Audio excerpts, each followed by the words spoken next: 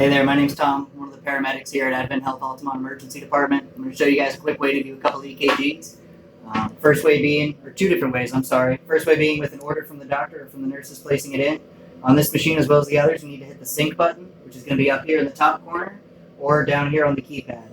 All this is going to do is start connecting it to the cloud, bring back all of the orders that have been placed for Altamonte specifically, or whichever hospital you're at. Once that's done, it'll come here, you hit OK. We're going to go to our patient information, which all of this gives you a step-by-step how to do. So you're going to hit this button over here or on our keypad. We're going to look for the MWL. This is going to be all the orders for EKGs to be completed. The directory tab over here is going to be all of the EKGs that have already been completed or printed and not transmitted possibly. So we'll pick any name from down here. Once you pick that, it's going to go ahead and populate your entire list except for your tech number. Tech number is your op ID. If you're a nurse, it is your op ID, nothing different. So we'll go ahead and put that randomly in. And then once we hook the patient up, this cancel will turn into a next button, which then you'll know you're ready to go ahead and start reviewing your next part. If you cannot do that, or if you do not have an order placed, but you know you need the EKG done, you'll come to the same page on the home screen, hit your patient information button, and instead of picking an order in this MWL list, you're just going to go ahead and type all of the highlighted areas. So you definitely need a last name. In this case, we'll use Doe. First name, John. You got to have an MRN number. If you do not have an MRN number or the patient is not registered at the moment, it is 69, so that way you can find it in the system. After that, you need to have your tech ID number or your op ID number, and then you can go to the next button, and then your EKG will transmit properly. Otherwise, you'll start having a few errors. All right, guys, here we have our patient. It's going to be a Jane Doe. We're not going to know our information. We'll get over there, but we want to go over our lead placements. I've already placed the limb leads, especially for the arms. We want to make sure we're on a bicep area, not directly over top of a muscle that's flexed, or on top of a bony prominence like the elbow or the shoulder blade, or the shoulder, point of the shoulder. Otherwise, on the calves, down on the lower legs, I placed it on the inside of the calves, not on the outside, and you want to avoid the same thing. No kneecaps, you don't want to place it on a shin, and you don't want to place it too far down towards the ankle. For the precordial leads, V1 through V6, we want to go ahead and have specific spots for them. Otherwise, this is going to become a non-diagnostic text and the doctor won't be able to read it and it becomes useless.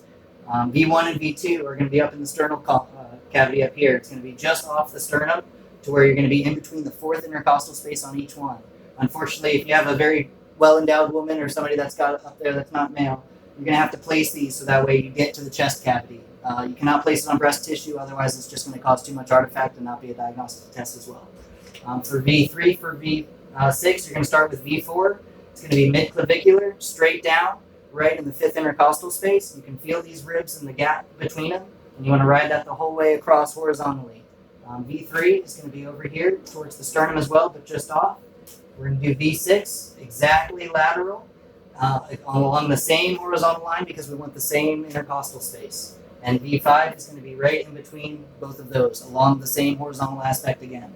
Once we begin hooking the patient up, once our limb leads are all hooked up, we'll start having an inferior view of what's going on in the heart, and then we can get our precordials attached and see what's going on.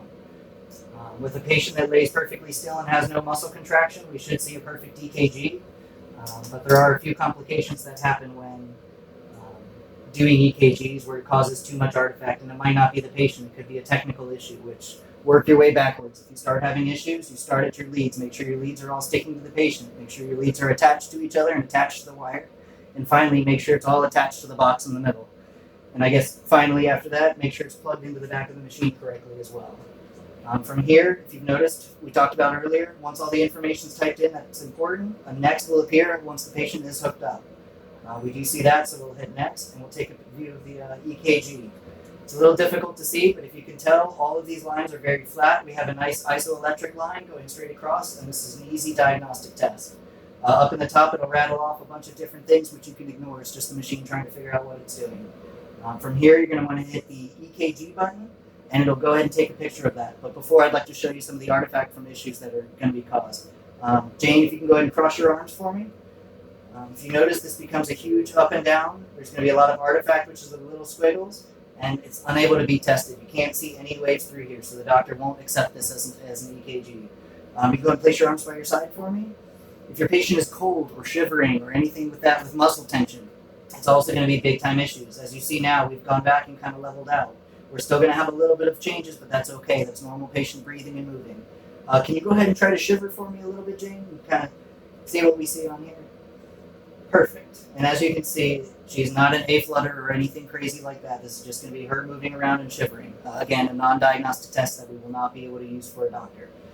From here, we can go ahead and hit the EKG button.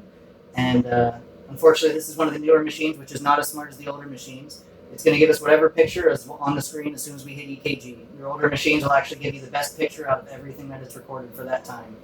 And from here, because it's Jane Doe, we will hit erase and not do it. Erase EKG, yes, and it brings the space straight back to the same screen where we can try again and take another EKG from her. And from there, we'll go into a few more issues.